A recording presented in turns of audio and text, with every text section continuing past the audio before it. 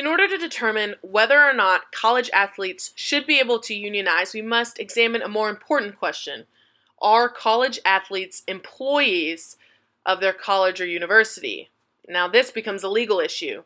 According to the Federal Appeals Court, college athletes are not employees of their schools and are therefore not required monetary compensation. In response to a class action lawsuit filed against the NCAA, the organization states that in the attempt to turn students into employees undermines the purpose of college and education. The NCAA states that there is no employment relationship between student athletes and their schools, and that the athletes are, in fact, fairly compensated for their voluntary efforts in the form of scholarships, room and board, books, food, etc. By definition, under the National Labor Relations Act, the NLRA, college athletes are in no way employees.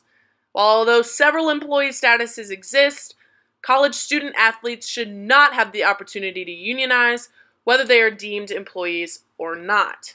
Now, naming student athletes employees of their colleges and universities would require monetary pay, no less than minimum wage, along with the basic benefits that usually come with being an employee, thus officially professionalizing college athletics, which seems to defeat the purpose.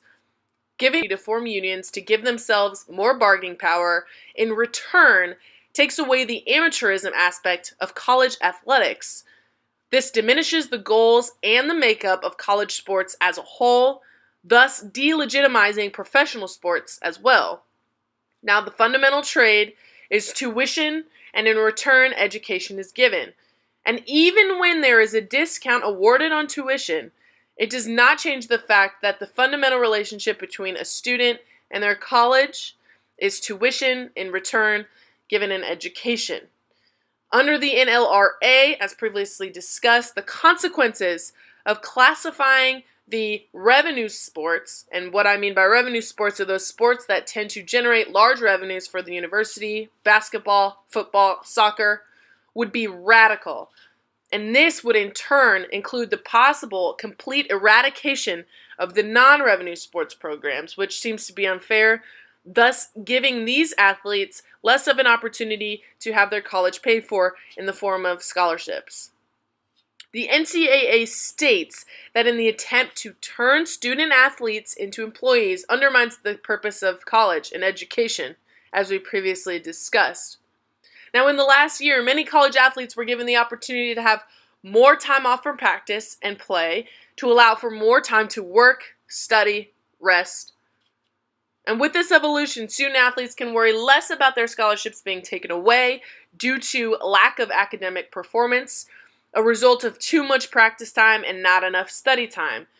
If college athletes were to unionize, this would create less scholarship opportunities since they would be required minimum wage and employee benefits, which would completely take away from the major benefit of college athletics, that is, a debt-free life after college.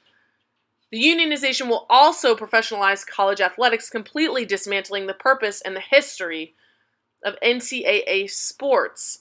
Now, about only 2% of college athletes make it to the pros, so it makes sense to want our college athletes to be able to graduate debt-free with a degree in something in a career that they can go pursue, considering that most of them will not make it to the pros.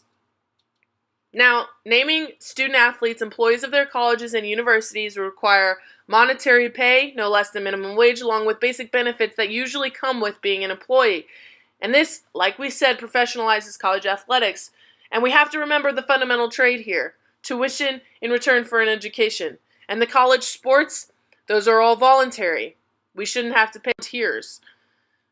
So back to the main point here, college student athletes should not have the opportunity to unionize whether they are deemed employees or not, because it would completely dismantle the entire purpose and the history of the NCAA.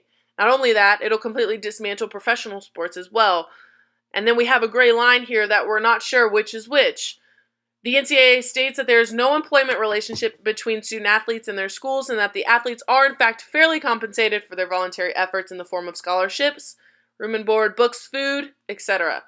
By definition of the National Labor Relations Act, college athletes are in no way